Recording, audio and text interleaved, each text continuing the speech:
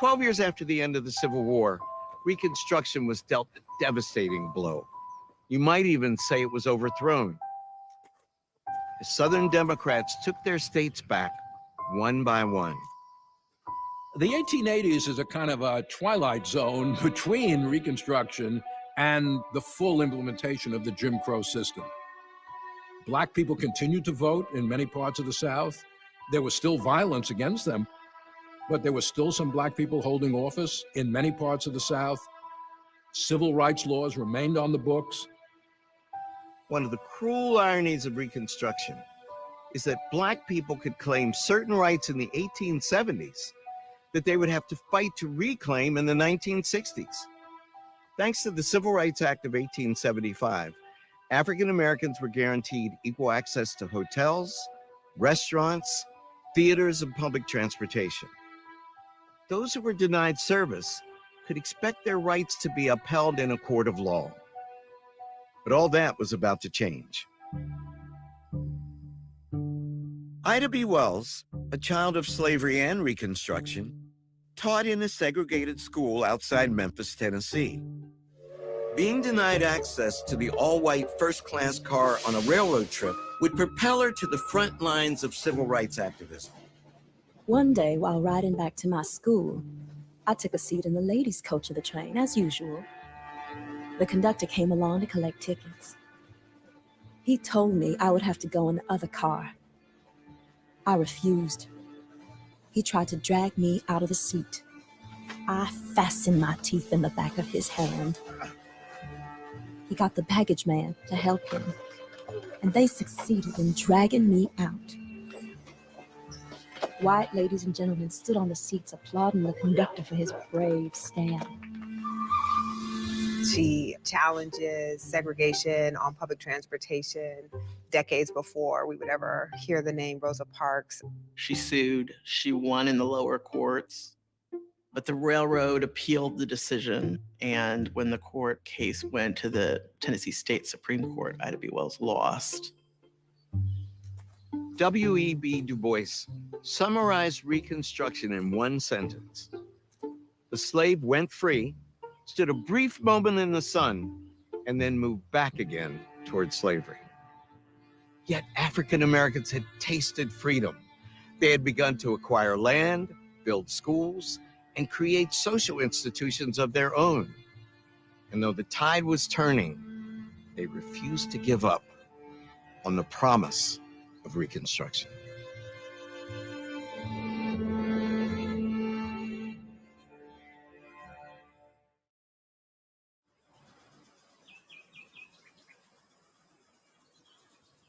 After the defeat of the Confederacy, many white Southerners still longed for ways to hold on to their civilization.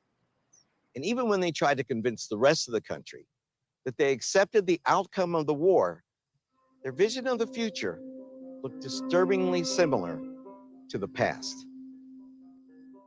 The chief evangelist of this new order was Henry Grady, an enterprising newspaper editor from Atlanta.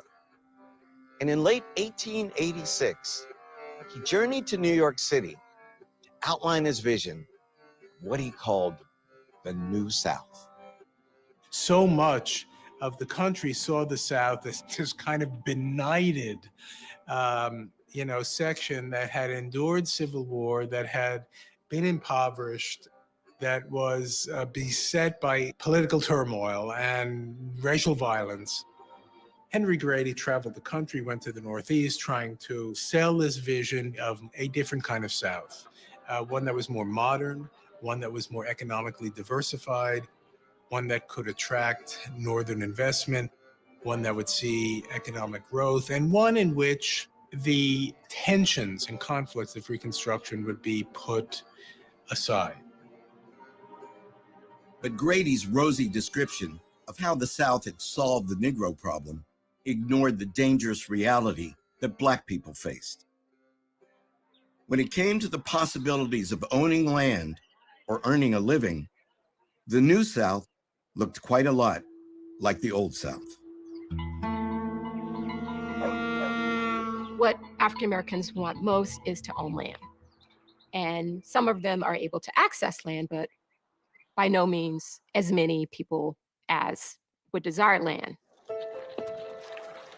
Sharecropping emerges starting around the late 1860s, going into the 1870s, but it really doesn't become predominant until around 1880. African Americans are given access to plots of land, typically 30 to 50 acre plots, which they essentially control. They don't own the land, but they work the land as a family unit. But there are a lot of things about sharecropping that become quite oppressive. You would live on somebody's land and you would give over a share of your crop as rent. But the way that it worked is that people became increasingly in debt because there was always interest on whatever you're using, whether it was tools or seeds or the use of animals. There are yearly contracts that they have to sign. Most African Americans are not literate, so they're not quite sure exactly what they're signing on to. They're signing away many aspects of their independence. Many of the sharecroppers worked on the same plantations that they were in as slaves. Many of them do become more impoverished over this period of time. Sharecropping wasn't even the worst of it. In a region still scarred by war and economic dislocation, the labor system that took shape in the late 19th century developed coercive means to ensure that cotton remained king. It was called convict leasing. Get arrested on a minor charge or a trumped-up charge, you could find yourself locked up and then hired out to a planter or even a corporation bidding on inmate labor. The pipeline from prisons to profits in this country has deep roots. The convict lease system was an inhumane and barbaric form of punishment, really emphasizing that African Americans were not afforded equal opportunity before the law. The convict lease system was, in effect, a form of slavery. Black women were also part of convict leasing and were often incarcerated alongside men. They were subject to sexual abuse and assault. Convict leasing used the criminal justice system to discipline the Black community to be subservient to the economic interest of white Southern elites. They were snatching up bodies everywhere to fuel this system. After Reconstruction ended, African Americans in the South faced a stark choice: stay and live in oppressive conditions or find a way out. They sought a place where they could support their families, safe from violence and oppression. For many, that promised land was Kansas. In Kansas, you could live free. You were free from the sort of plantation system, free from the denial of one's equal rights, as well as night rider terrorism.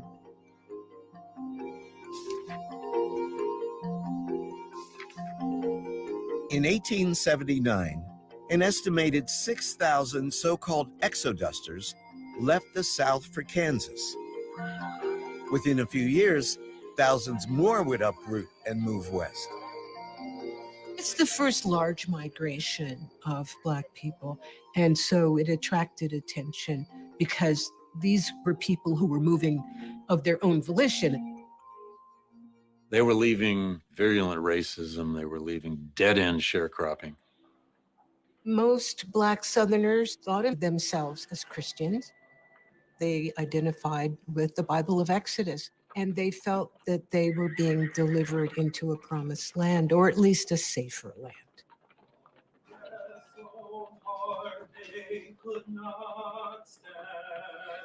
Let my people go.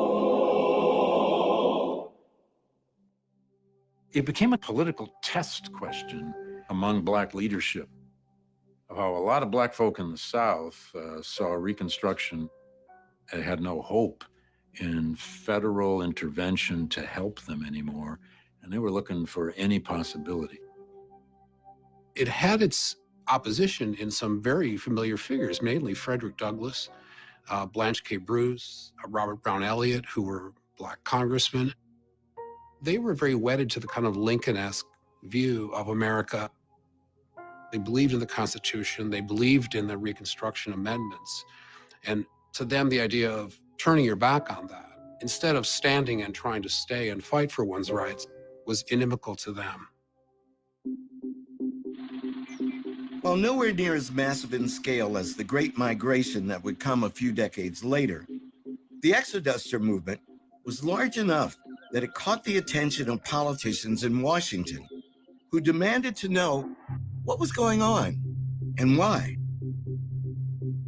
The Senate hearings were important. We can learn a lot about the conditions of life because of the testimony. We found ourselves in such a condition that there was no way on earth that we could better our conditions there. We appeal to the President of the United States and to Congress to help us out of our distress or protect us in our rights and privileges. It turns out a lot of people who went to Kansas didn't exactly find Shangri-La. They didn't find a greater deal in most cases. They did not become landowners by the large measure. But it was one of those moments again that tested everybody. Even when African Americans moved out of the South, they soon discovered that they couldn't outrun Jim Crow. In 1875, they'd seen a glimmer of hope with the passage of a Civil Rights Act that banned racial discrimination in public accommodations. But just 8 years later, the Supreme Court would strike down that law as unconstitutional. Segregation is growing, it's not receding. And it's not just impacting those who are the former slaves, not those who are agricultural workers, not just those in the rural South, but elite African Americans everywhere. The Supreme Court is going to rule on a number of cases cobbled together, which we have called the civil rights cases. One of the cases came out of San Francisco, where a couple was denied the ability to sit in the dress circle of the theater. The dress circle is the first class seat. We're talking about the theater in the 1870s. This is not a movie theater, this is theater. Most Black people were concerned not to be treated in an undignified manner, not be excluded from a restaurant, not be sent to the back of a railroad car, not to be put on the outer deck, let's say, of a steamboat on the Mississippi River. The Supreme Court ultimately rules in 1883 that the 14th Amendment does not prevent people from denying individuals access to hotels, restaurants, because these are private locations and they can make that decision on their own. When a man has emerged from slavery, there must be some stage in the progress of his elevation when he takes the rank of a mere citizen and ceases to be the special favorite of the laws. The parting shot of Justice Bradley is an insult to all freedmen. Less than 20 years after the end of slavery, after the end of a system that had lasted for 2 centuries, the Supreme Court is talking about how laws against discrimination is somehow preferential treatment. The fact that they could pull that off meant that African Americans were utterly and totally on their own when it came to law. When African Americans discovered that they wouldn't be allowed to cross the color line, they turned inward and created a Black world within a white world. The possibilities of freedom have been shut down. They've been closed off. The pathways that, could potentially guarantee success for a lot of people have been blocked by either violence or by new laws that are being passed to segregate on a racial basis. For a lot of people, they have to figure out to what degree do they try to fight the system, knowing that they or their loved ones could be killed.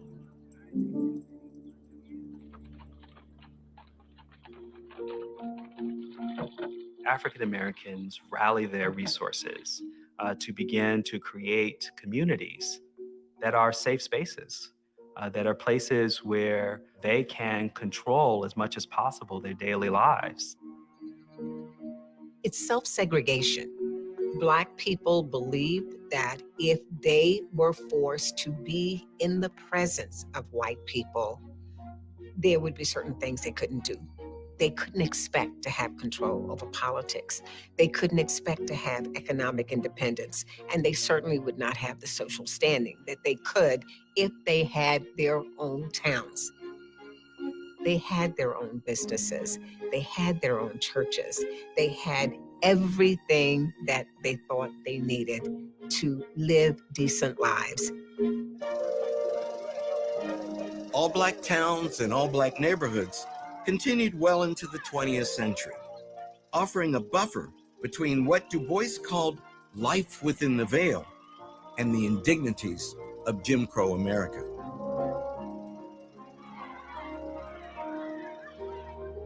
The owner of the local dry goods store was not in competition with the white man because they were not in his community. And we know that these clashes occur when Black men are coming up against their white competitors.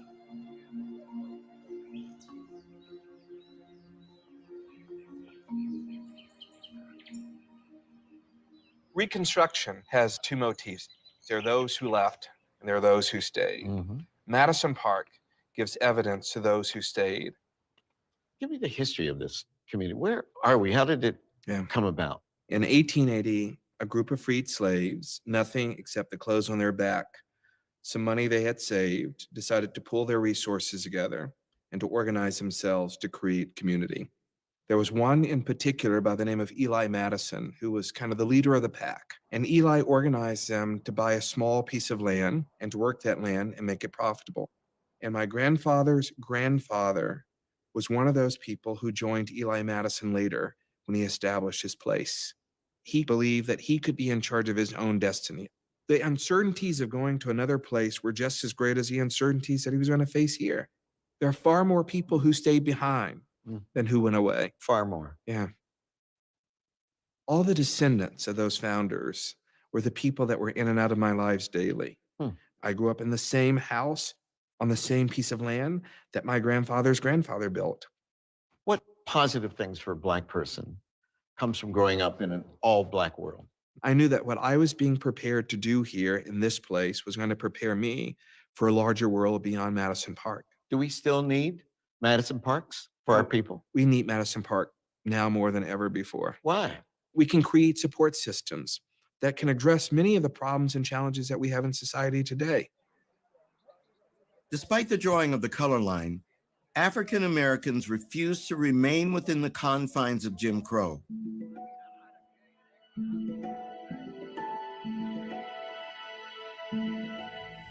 Looking at white farmers toiling next to their Black neighbors, it was inevitable to wonder if they could transcend superficial differences of color and form alliances based on mutual economic interests.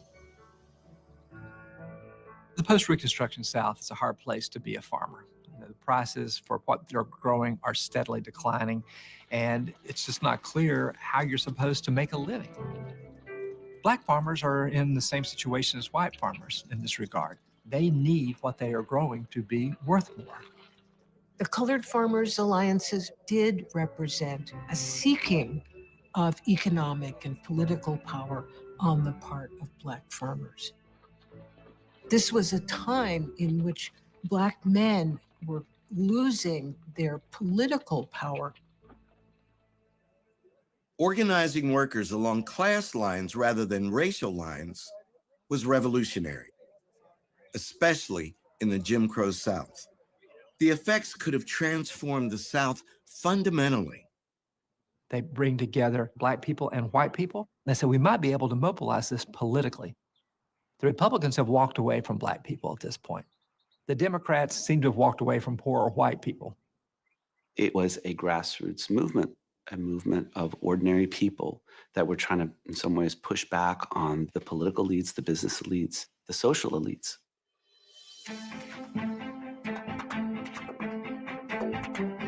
They would pool their resources and buy things cooperatively and help each other. But the alliances are struggling, and they say, well, just economics isn't going to do.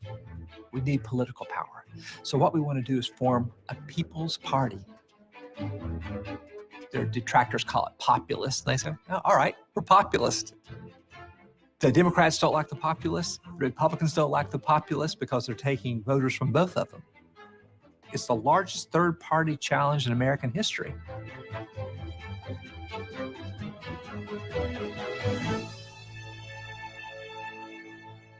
That's kind of redemption for us in American history, to look back at those moments when we see those broad participatory coalitions happening and to think that's who we are.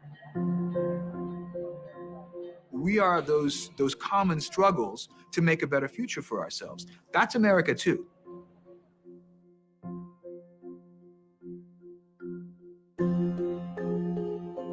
Black and white people try to come together, and then they're pit against each other. The Democratic Party, which is the party of white supremacy, had to mobilize and use everything to crush it. They used propaganda, they used beating people up, they used legal means, and they created a culture where poor white people saw themselves as very different from Black people. The 15th Amendment had removed race as a barrier to voting, and for the most part, African American men voted Republican. Southern Democrats, accordingly, cast about for ways to curb Black voting without triggering a response from Washington.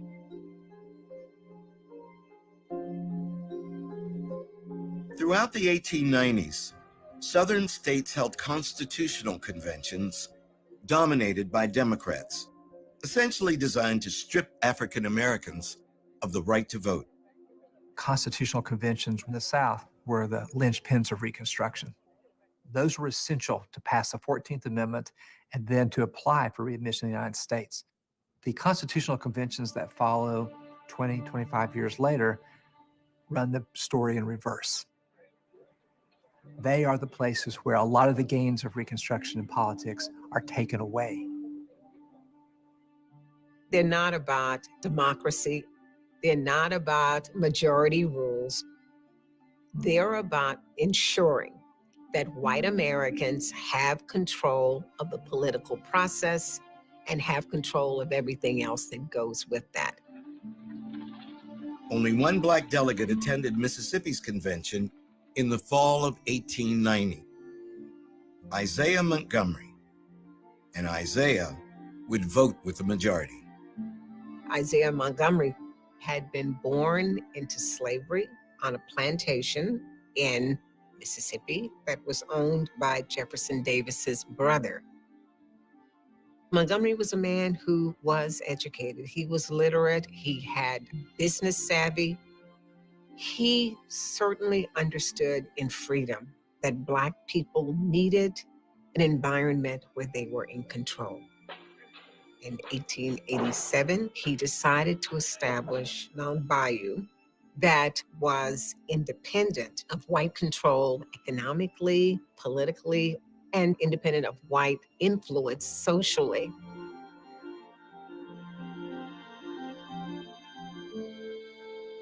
In order to keep this independence, he would have to make certain concessions. He was willing to not press for certain rights if Mount Bayou was left alone. Mr. President and gentlemen, I freely stated to my earnest conviction that the work of this convention must restrict the colored vote to a greater extent because of their inferior development. Montgomery does what he's expected to do. He supports the Southern cause of disenfranchisement of African Americans in Mississippi. He makes a speech and he says to Black people and white Mississippians, we know that you have to do this. We know that if you deny us the vote, that's okay. Because after all, we're fresh out of slavery. My mission here is to bridge a chasm that has been widening and deepening for a generation. We are all aware that our race has not yet attained the high plane of moral, intellectual, and political excellence common to yours. But it is our privilege to press on and upward. He was reviled for it. African Americans felt that he had betrayed the race, that he didn't need to concede so deeply, especially since that Constitution really did strip Black people of any kind of political influence they had had before.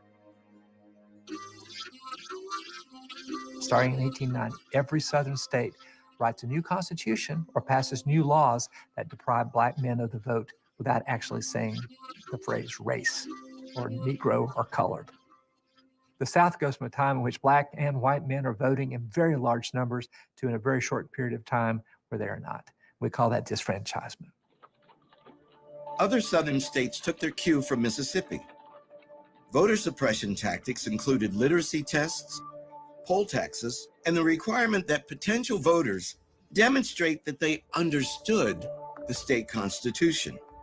Their combined effect was so successful that they depressed not just the Black vote, but the poor white vote as well. When we're looking at this in the current context, things like voter IDs, the diminishing number of polling places that strategically coincide with communities where African Americans are located, it's not hard to see a connection between these things.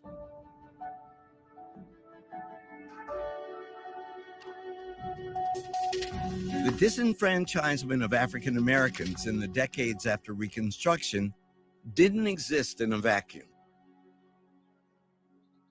It was one manifestation of a pervasive ideology of white supremacy that presupposed that Black people were biologically inferior. From the most debased forms of popular culture to the ivory towers of academia, the onslaught of racist theories about African Americans amounted to character assassination on a race-wide scale.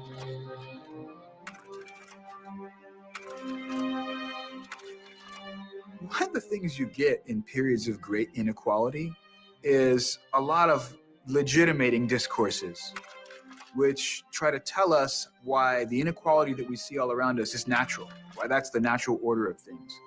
Scientific racism is one of those discourses. It's pseudoscience.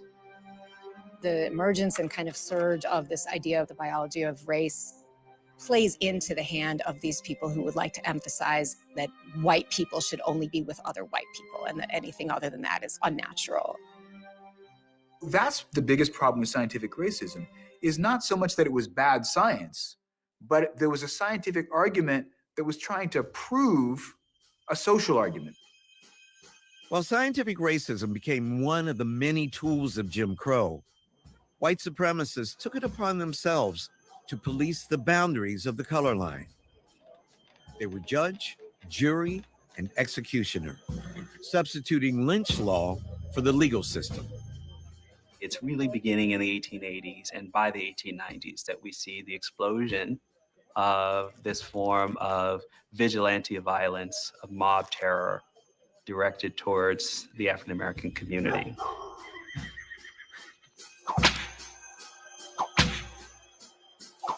The overarching purpose of the violence is really control and the ability to impose white supremacy on the South and ultimately on the entire nation. And as lynching becomes something that happens more and more in American society, it often takes on a more ritualistic character.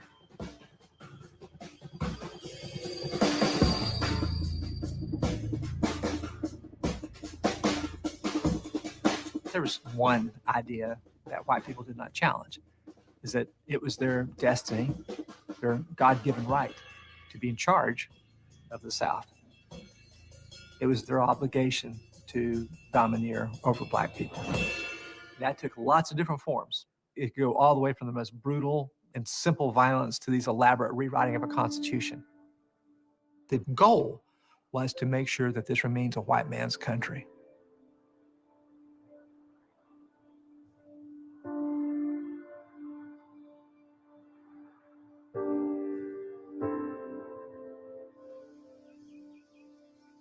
We sit in America and often judge violence that's perpetuated in other societies, how barbarian they are. Well, we've done the same thing. The problem is that is not talked about in American society. We skip over the violence to try, on many levels, to hide from it.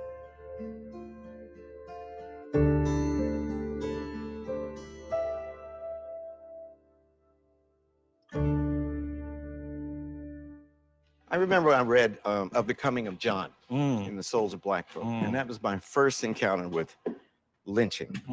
And it haunted me, you know, it frightened me, and it's something I always thought about whenever I saw images of people in the South.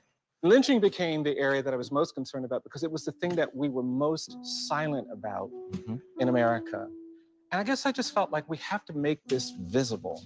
That's what gave rise to this idea of creating a memorial that would expose people in a very intense way to this history of lynching. And for me, you know, going to the Holocaust Memorial in Berlin, the Apartheid Museum in Johannesburg, the Genocide Memorial in Rwanda, I wanted it to speak to the anguish and the pain in a very direct way. The monuments begin at eye level in the first quarter, and they rise as we were walking down, and they rise even more. And now you're standing underneath of this history. People who carried out these lynchings could have buried the bodies in the ground and gotten away with more violence.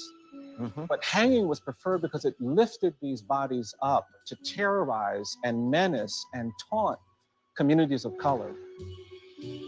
People would pose with the brutalized bodies after they conducted this violence. They were proud to have tortured and menaced these folks. What was that about? I mean, you've thought about this.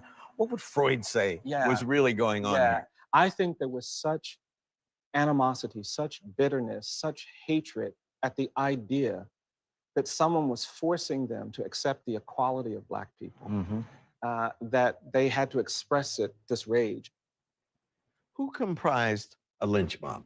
It wasn't the Klan. It wasn't the extremists. It was the farmers. It was frequently teachers. It was law enforcement officers. It was the business leaders. It was clergy. It was anybody who was part of that community. We haven't been able to change the narrative about slavery. What makes you optimistic about changing the narrative about lynching? I think that narrative is going to change as we begin to show this brutality. We haven't created spaces in America that motivate people when they go through it to say never again to racial violence and racial hierarchy. And that's, for me, the reason why things like the memorial and museums like this that are direct in presenting this legacy and violence of lynching become necessary. I want us to tell the truth about our history, not because I want to punish America.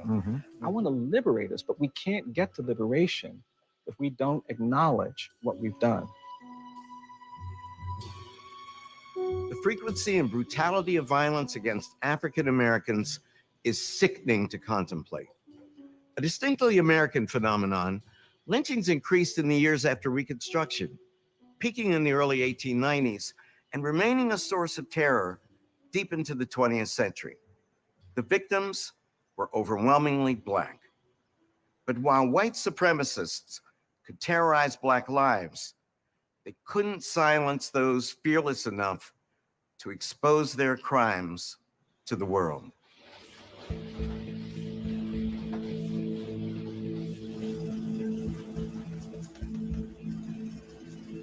There were a lot of newspapers in the 19th century published by both Blacks and whites. White newspapers would have like an occasional sort of page dedicated to Negro news, or if Blacks were covered at all, it was in a very negative fashion.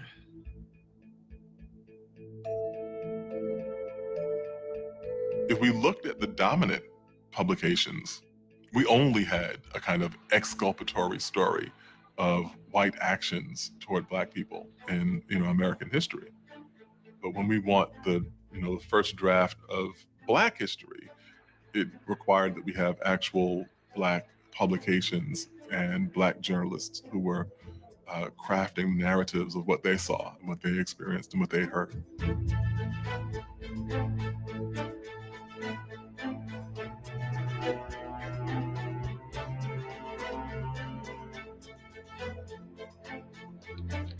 A young journalist fought back by crafting positive narratives about African Americans. Her name was Ida B. Wells. Starting with her battle with the railroad in 1883, Wells began chronicling her fight against Jim Crow. Though she lost her case, she didn't lose momentum as a writer, abandoning her career as a teacher and becoming a journalist full-time. She writes about women, politics. She sort of writes about whatever is on her mind. In 1889, she becomes 1/3 owner of the Free Speech, which is a very militant newspaper in Memphis, Tennessee, at a time when racial tensions are really rising.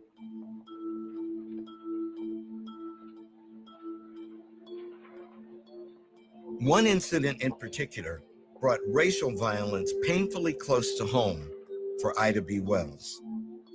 One day, two boys were playing marbles. The Black boy beat the white boy. The fathers got involved. Eventually, the whole conflict moved over to the People's Grocery Store, a local Black-owned grocery store that was competing with another white-owned grocery store. A number of Black men were arrested, including the 3 owners of the People's Grocery, Thomas Moss, Calvin McDowell, and Will Stewart. In the middle of the night, 75 masked men grabbed the 3 men from jail and take them to an abandoned railway yard and lynch them.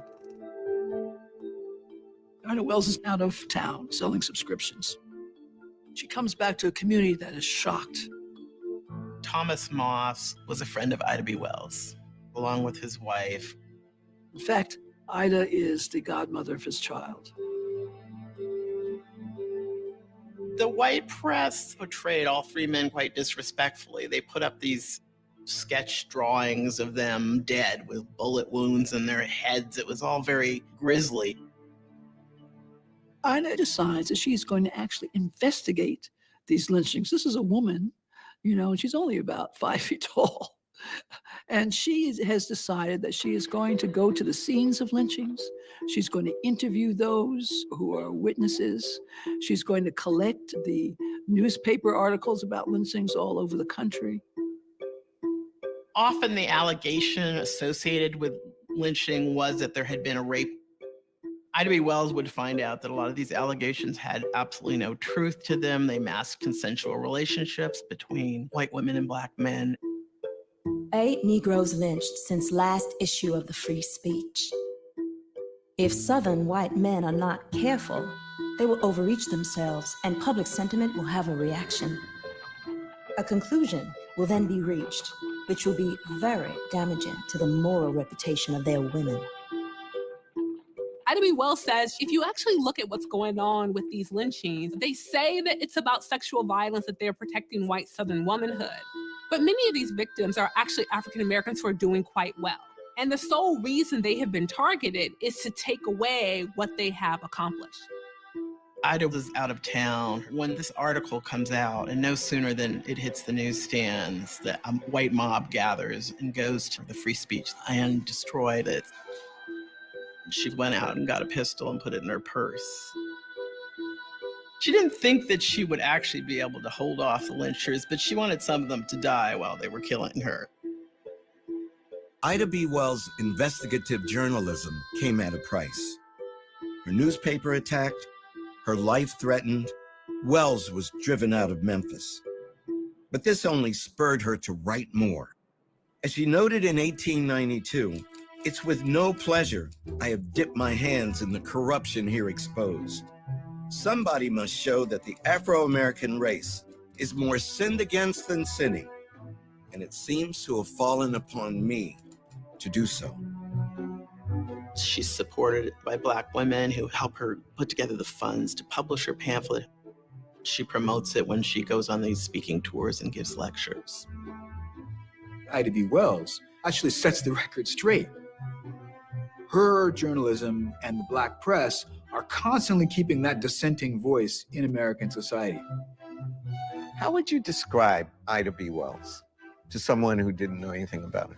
She was just absolutely fearless. She wrote about probably the most untouchable subject at that time, which was the extrajudicial killing of Black men and women by mob. Will we always need an Ida in the world of journalism? Absolutely. Having that voice of not just reporting the facts, but of morality, of saying that this is an injustice that needs to be righted, will always be necessary. Not just in the United States, but I think in any place where peoples are oppressed. The press is the one who has influence on policies and politics. Failing to tell our own stories was giving up our agency. We were never going to have a true and accurate depiction of what our lives were like, what our America was like, as long as other people were writing those stories. And Ida B. Wells understood that in a very visceral way. For myself, that's why I became a journalist. Her courage has always been an inspiration to me. Ida B. Wells soon seized upon another platform for her activism, the Chicago World's Fair. The year was 1893, and the United States was playing host to the Columbian Exposition, marking the 400th anniversary of Christopher Columbus's watershed voyage. The exposition's extensive use of gleaming white painted facades and bright streetlights earned its fairgrounds an ironic nickname, the White City. This was an opportunity for the United States to showcase its progress as a modern nation on the world's stage, to showcase all of the technological, cultural, intellectual developments, to prove that it was not just on par with Europe, but had surpassed it. This was the United States saying to the world, come here. And most nations did. Something like 25 million people visited that fair in 6 months. There had never been anything like this. There were pavilions for all these other nations and countries, and they exhibited their wares and they sold their goods. There'd never been a mingling of the marketplace of world culture and economics quite like this. But the representation of different races at the World's Fair was often kind of racist. It's like Africans who had been imported and were just kind of there almost like they were in a zoo. They were dressed up in African garb, half naked, dancing every day for people to see them.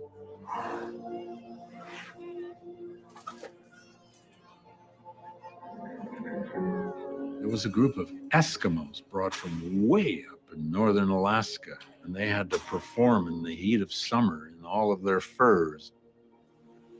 The World's Fair was important in the process of reconciliation, of the North and South coming together, of creating a unified nation. However, African Americans, very deliberately, were not included. And that sent a very clear message that African Americans were not a part of the nation. Ida B. Wells wanted to be there to address the world. Her idea was to hand out pamphlets to visitors. Wells and Frederick Douglass came together to demonstrate that African Americans had indeed made significant contributions to the nation in education, in employment, in religious life, that they had progressed from slavery. When the White City refused to give Black Americans a dedicated exhibition space to display the race's progress since the Civil War, Ida B. Wells and Frederick Douglass decided to fight back. Their widely distributed protest pamphlet shone a bright light on African American achievement, while also illuminating what Wells called the twin infamies of lynching and convict leasing. After many Black people lobbied for a long time, they ultimately got some form of representation at the World's Fair. Negro Day, which proved to be enormously controversial. The worst part of that Negro Day was watermelon stands set up all over the fair.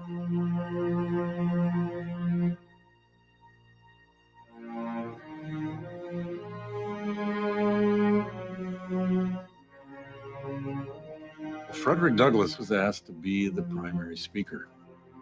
And at first, he didn't want to do it. But then he decided, yes, he would.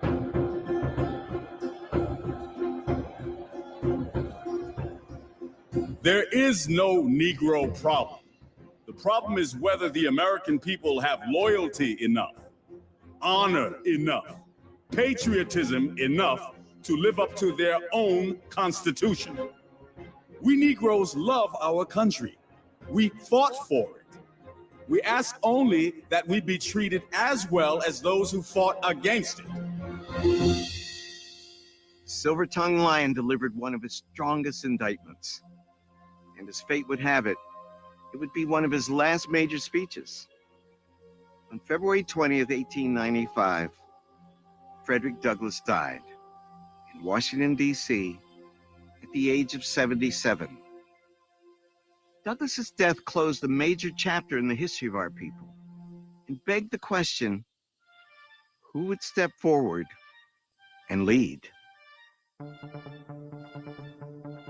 Booker T. Washington's great American story.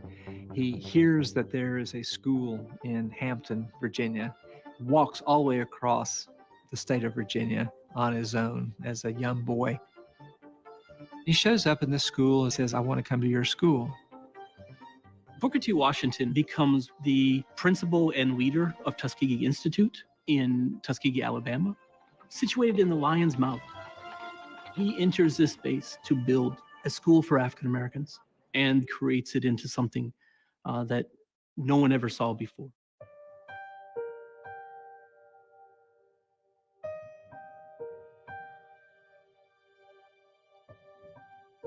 He thought that it was best for African Americans, especially from the South, to gain an industrial education, to be able to master core skills that they could then put to use, and ideally translate that into land ownership, business ownership, into the field of teaching, and build up institutions of their own.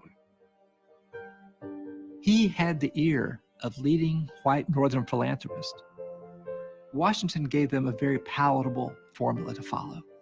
Give me your money, and I will build schools that will produce some teachers, but also the people to do the work that you think these people should be doing.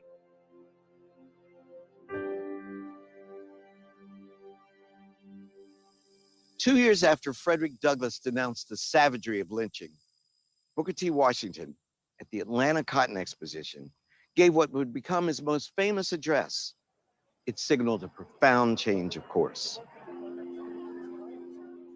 To those of my race who depend on bettering their condition, our greatest danger is that in the great leap from slavery to freedom, we may overlook the fact that the masses of us are to live by productions of our hands, and fail to keep in mind that we shall prosper in proportion as we learn to dignify and glorify common labor and put brains and skill into the common occupations of life.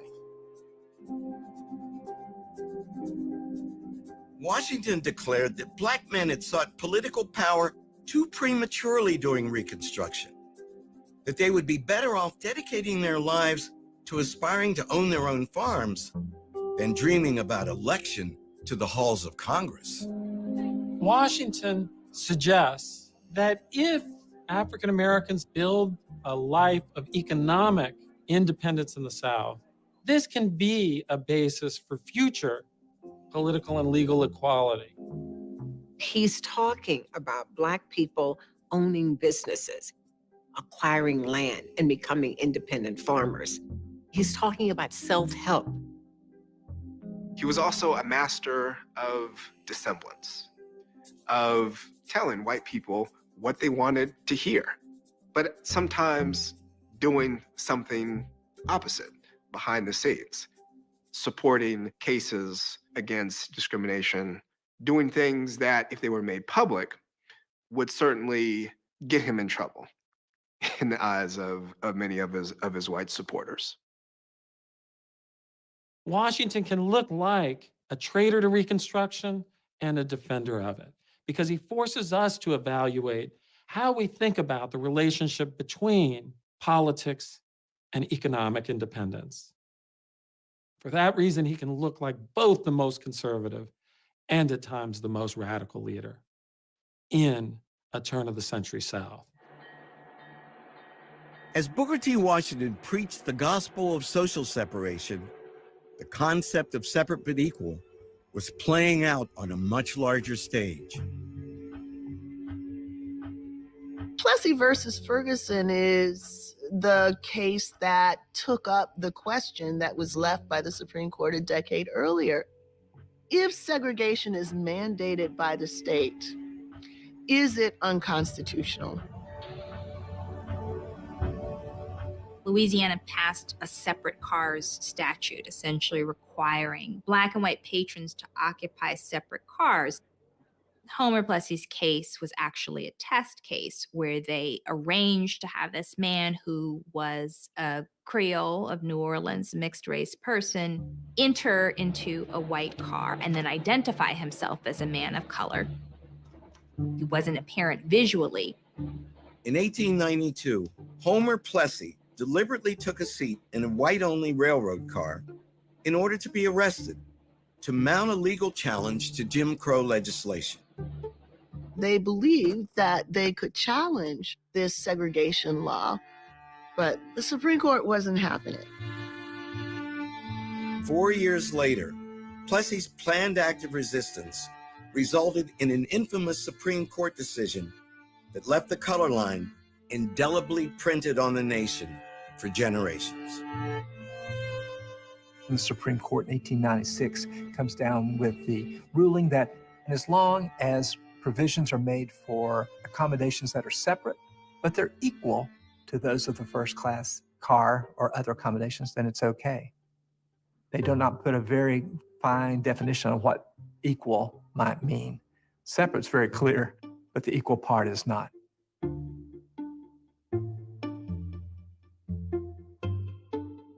What they conveniently covered over is that things can be cultural, they can be based on history, they can be based on distinctions that people think are normal and still be oppressive.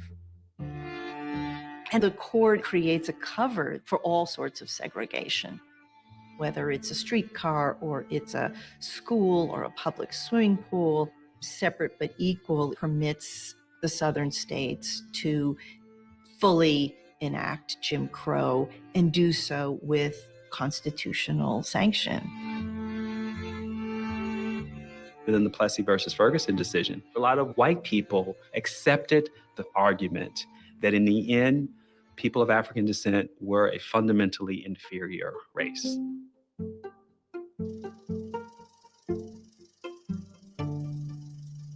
As the 20th century approached, many African Americans believed that the nation had reversed course after the promising years of Reconstruction.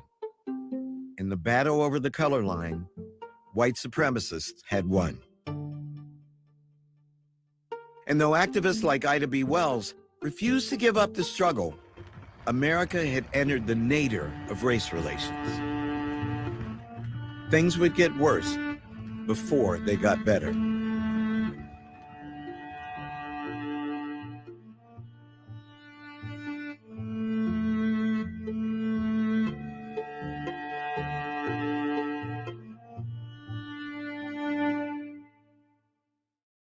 On the next Reconstruction, the mantra was to be of service to the race. A people push forward. In education, employment, land ownership, they turned inward and created a black world within a white world. But the future, they used propaganda, vigilante violence, mob terror. Looked a lot like the past. The goal was to make sure that this remains a white man's country.